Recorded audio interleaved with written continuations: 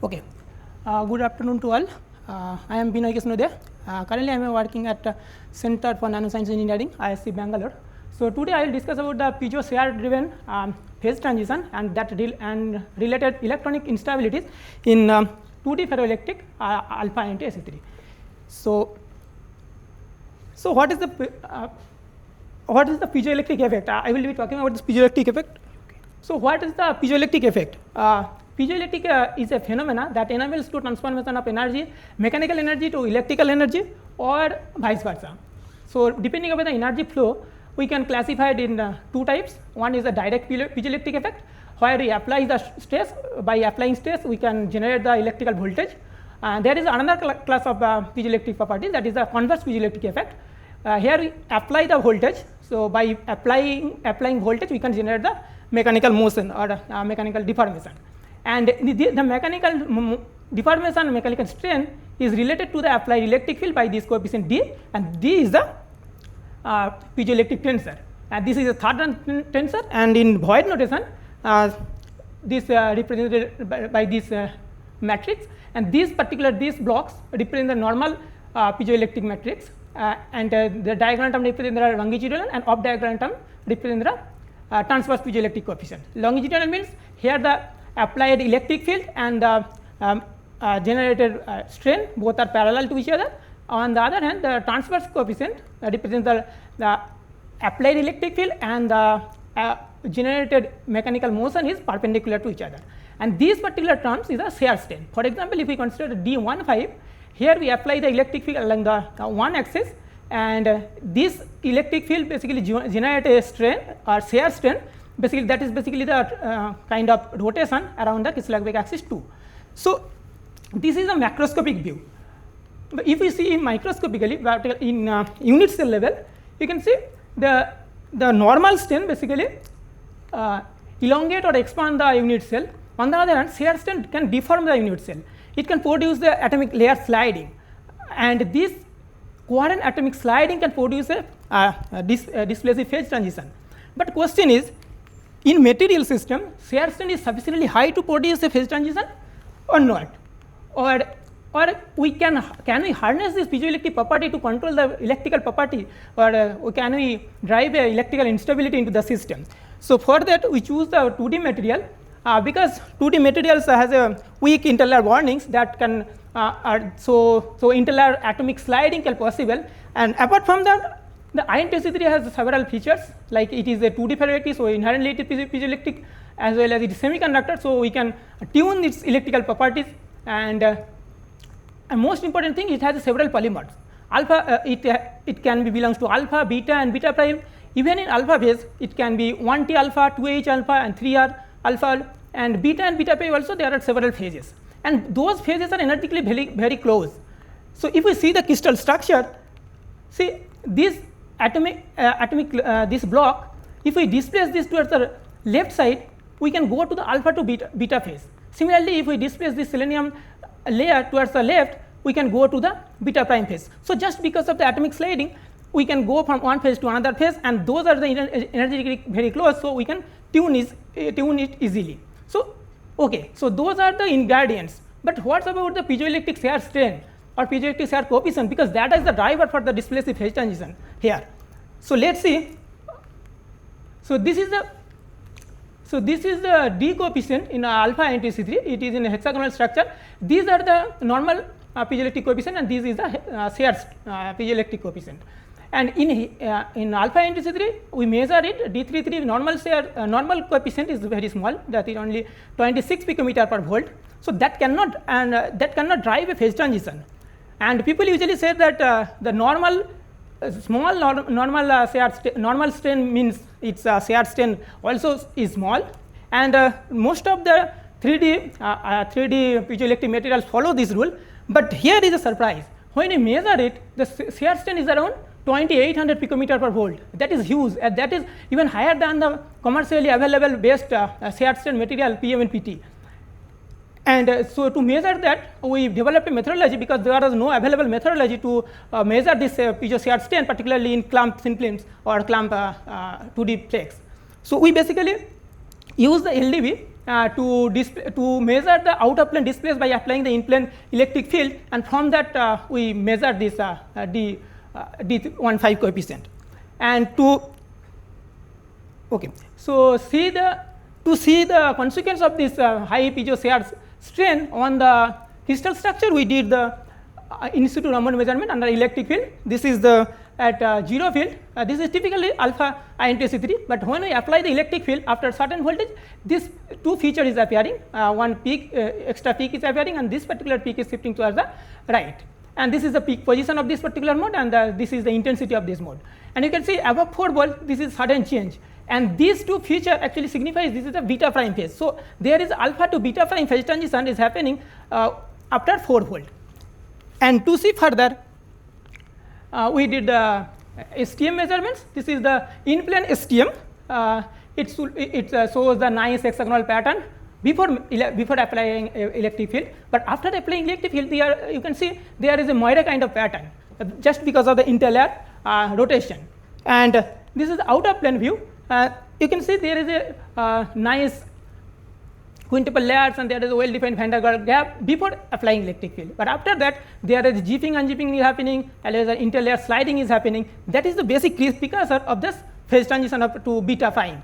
And what is basically happening here, when you apply the electric field, because of this interlayer sliding, this alpha phase transfer to beta prime phase. And to see the structure, its consequence on the electric field, electrical state, we made a ferroelectric semiconductor field effect transistors. This is the schematic of this. We use INTSC3 as a channel, and Si and SiO2 is a substrate. We use Si as a bottom gate. And this is the ACM image of the practical devices, and this is the IDVD characteristics. You can see there is a So this is there is a negative differential resistance is appearing, and that is the gate tunable. And when you measure the piezoelectric coefficient D coefficient as a function of a different field, we can found that the piezoelectric coefficient is reducing, particularly in this voltage window. And when you compare it to the IDVD characteristics, so there is a 1-to-1 correlation. So basically, the transition is linked to the electrical instability into the system. So if I summarize this, so basically under electric field, because of the very high piezo shear coefficient, it produces a very high piezo shear strain that induces interlayer sliding. So that leads to a alpha to beta prime phase transition. That is a reversible phase transition, and that induces electronic instability, and that originates this NDR into the system when we apply the electric field. So these are my acknowledgements. I would like to thank our group members as well as the facilities, IISC's facilities and UGCDA facilities that I have used in my work. So thank you all for your kind attention. Questions? Hello everyone. I will be talking about the topological phase transition under infinite randomness. So here I will start the talk with the discussion of spatial disorder. So spatial disorder can affect the phases, like it can generate rare spatial regions, for example large ferromagnetic region even in disordered spin system. Also for a topological system, disorder or strong disorder can actually lead to trivial Anderson insulator. Here nu is the topological invariant. So nu equal to 1 means it is a topological phase, and under strong disorder it actually leads to a trivial Anderson insulator where nu is equal to 0. Now the question is, what about the critical phenomena in such disordered systems? So there are some previous studies on this.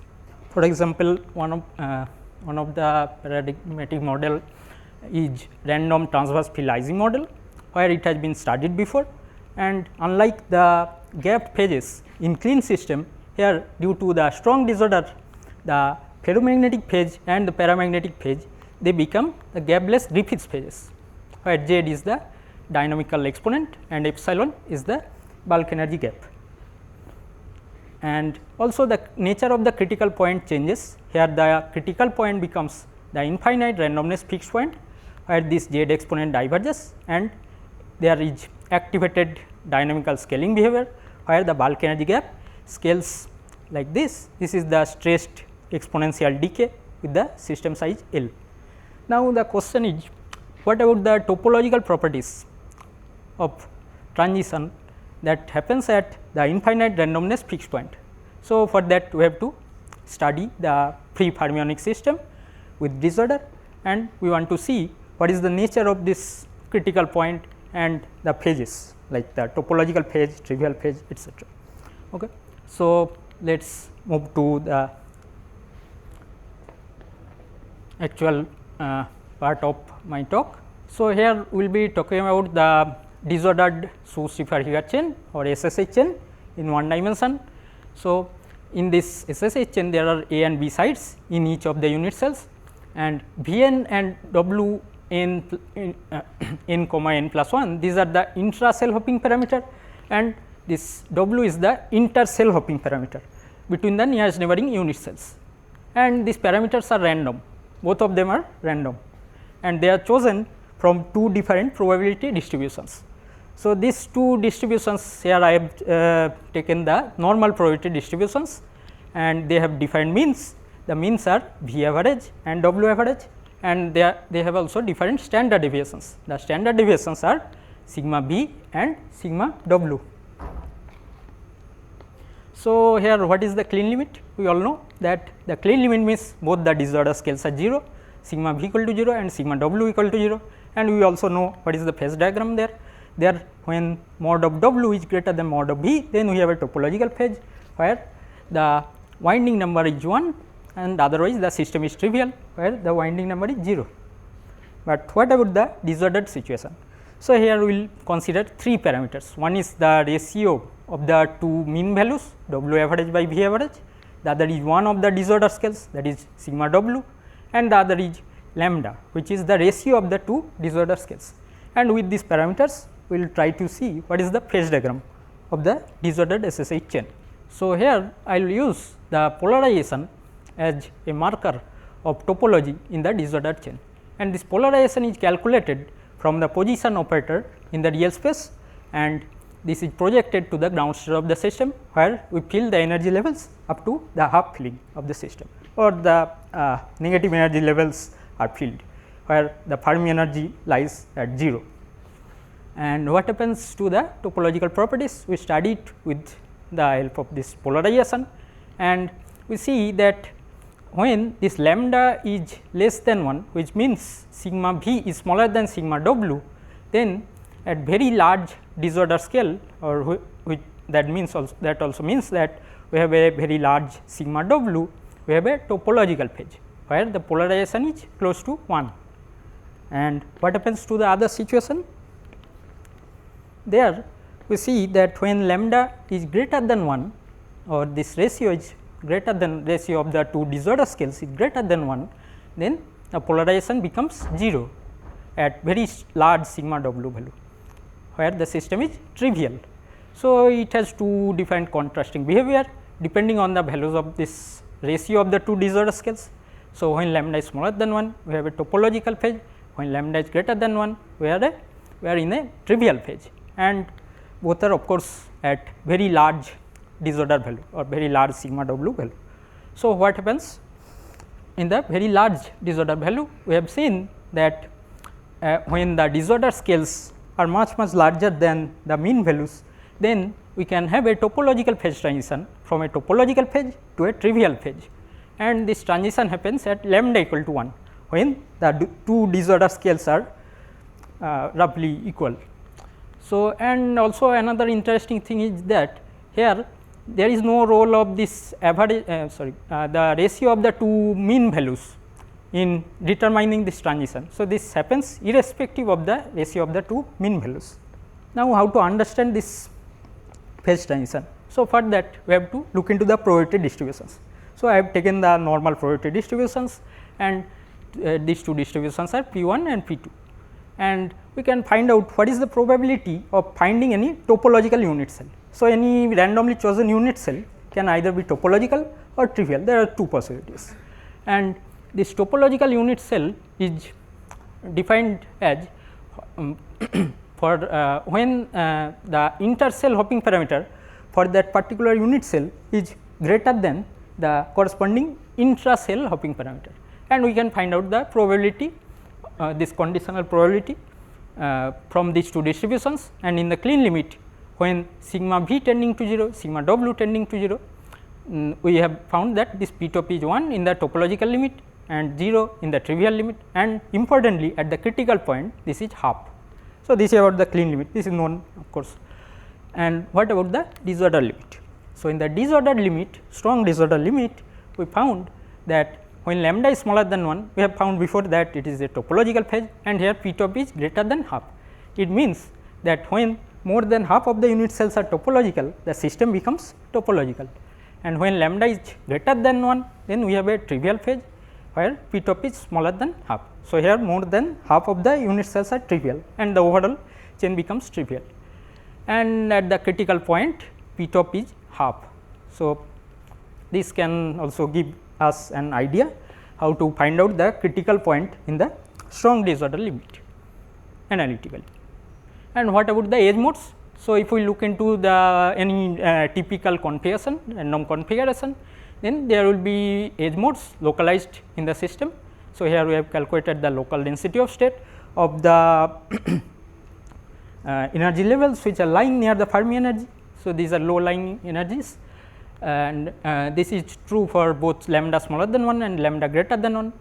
In both the cases there are localized states, but what about the average behavior? So, if we look into the average behavior of this local density of state, then we see that there are two edge modes at the two ends of the chain. When lambda is smaller than 1, that is the topological limit, and when lambda is greater than 1, we have a trivial limit, there is no such edge mode. This is because these are localized at the random locations, and on average they will give rise to 0 at the bulk sites, and only two edge modes can survive. So, in the topological situation it is there, and in the trivial situation that is not there. So, the configuration averaged local density of state captures the edge modes even in the strong disorder limit. And what about the nature of these phases and phase transitions? So, these phases, as I have also mentioned before, these are Griffiths phases, these both topological and trivial phases for lambda not equal to 1, these are Griffiths phases, where the energy gap scales as L to the power minus z. This is the z exponent, dynamical exponent, and this exponent actually diverges at the critical point lambda equal to 1, and this is a signature of the infinite randomness fixed point.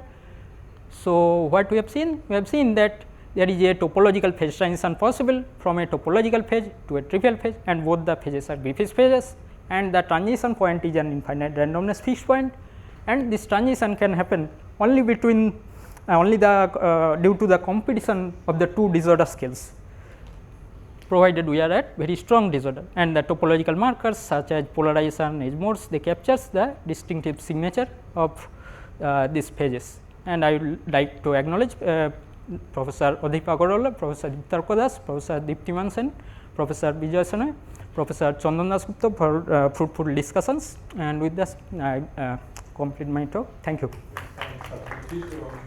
for one question maybe.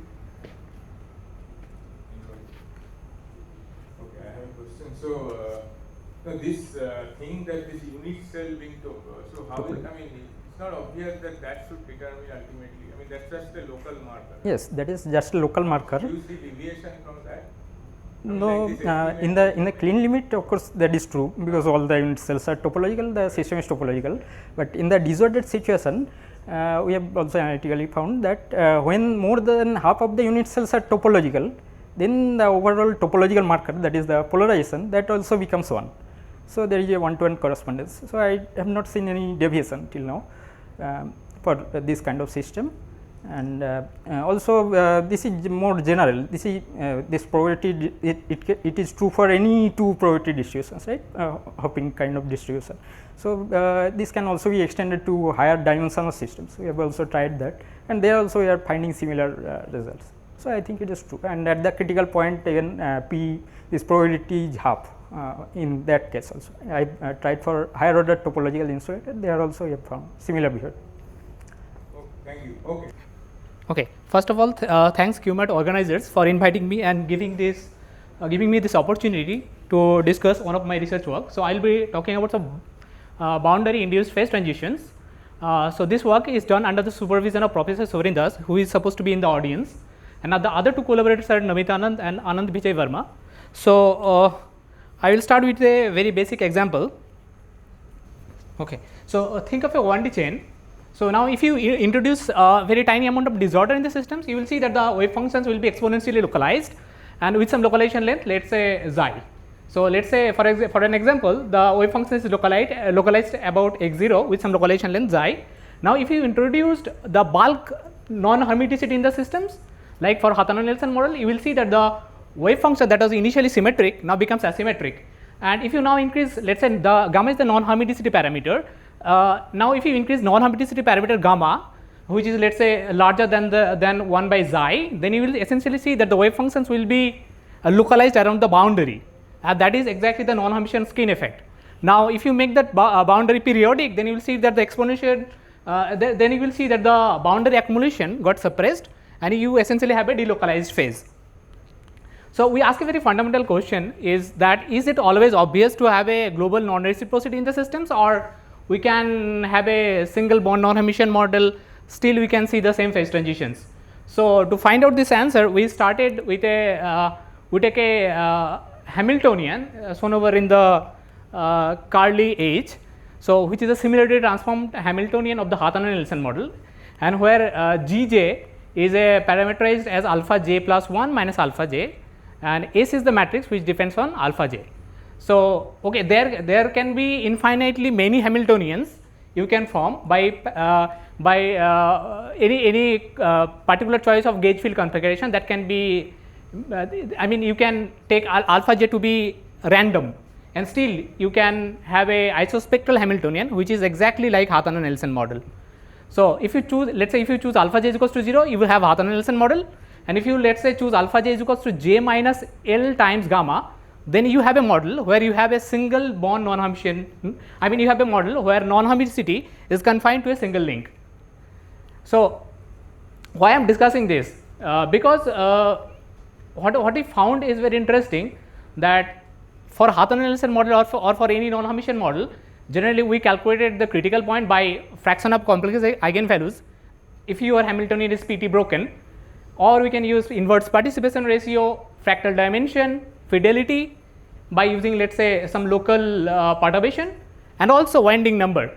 But what I found is that all of these isospectral models that I discussed earlier, this Hamiltonian, this curly shown over curly H, this Hamiltonian have, for any parameterization of alpha j, you essentially have the same critical point.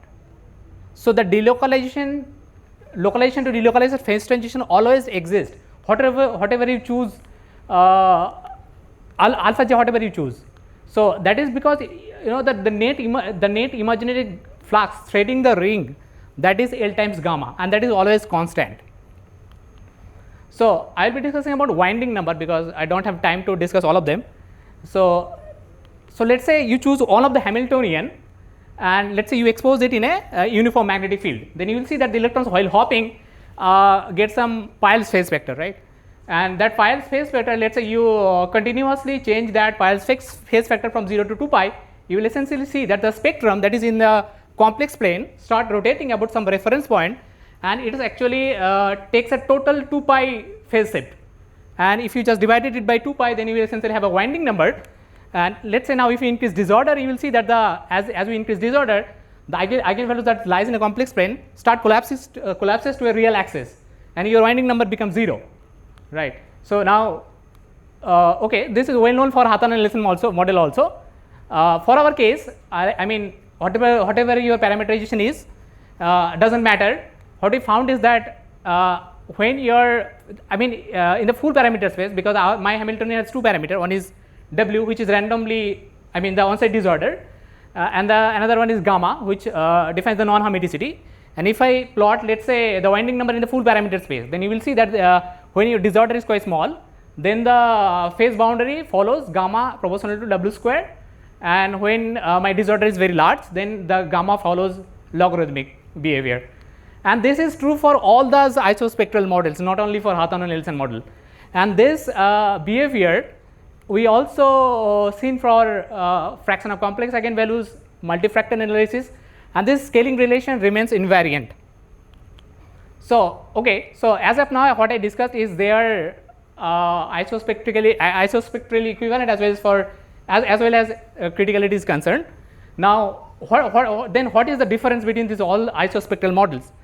All these isospectral models are microscopically different, so that can be captured by by doing dynamical calculations. So all of these models, because there are infinitely many Hamiltonians, all cannot be explored. So we took a very extreme model. One is a Hutton-Nielsen model, another is a model where non-hermiticity is confined to a single link. Hutton-Nielsen is well explored.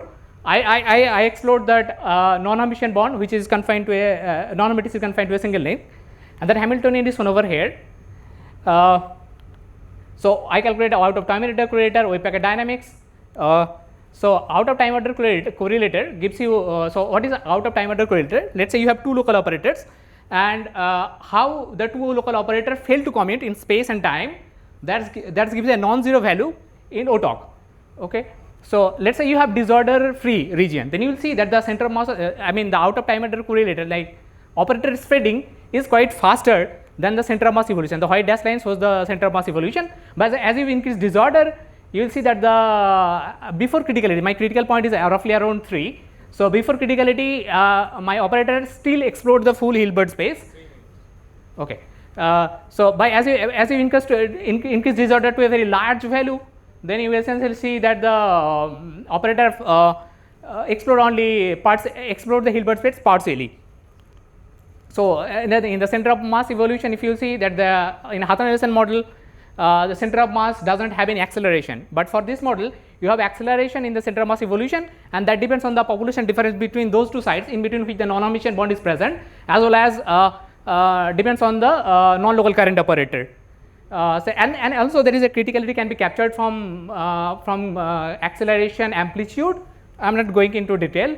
There is some steady state entanglement entropy. Let's say you have prepared many particle wave functions, time evolve it until it reaches the steady state limit, and you will see that there is a 2 peak in the entanglement entropy. With if we plot it with disorder, then the first peak coming from the let's say you have a small disorder in the system, and the many particle wave function that is trying to localize near the non-Hermitian bond, but disorder influences it in such a way that it's scattered in all over the places.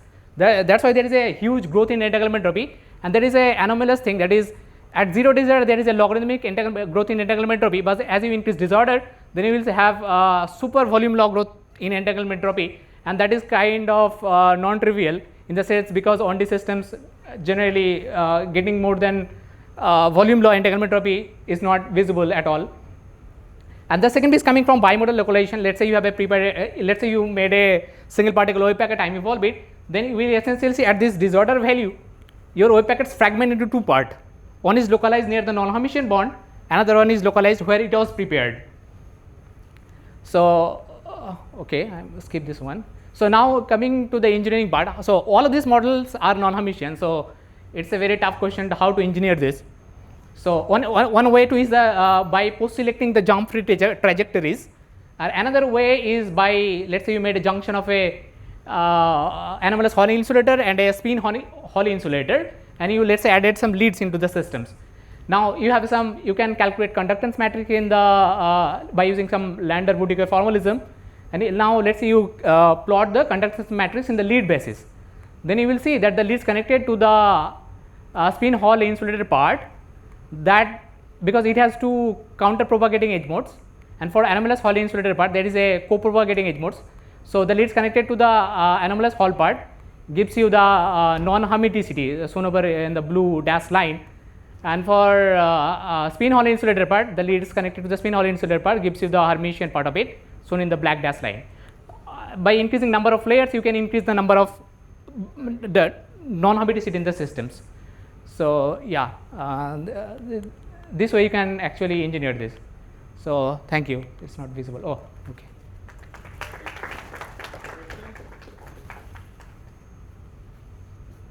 Okay, so maybe can I ask one? So Yeah. this super volume law cannot continue for arbitrary large system, right? Oh no, this is because for your because my Hamiltonian is system size dependent. If you see this Hamiltonian, this Hamiltonian, there is a system size dependency, right? That changes things drastically. But still, I mean, how can you entangle more than the number of bits or something? I mean, the maximum, there is a maximum limit, right? Right, we are still finding, but we found. Oh, sorry. No, the question is, I mean, you can't, I mean, you cannot have super volume continue to thermal In 1D. Yeah.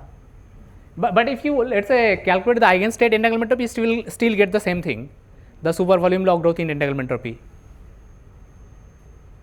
Maybe it's a non-Hermitian effect. We're still on it.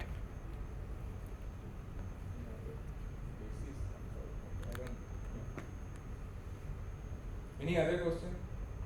Okay, if not, let's thank Ajit Yeah. and let's thank all the speakers of this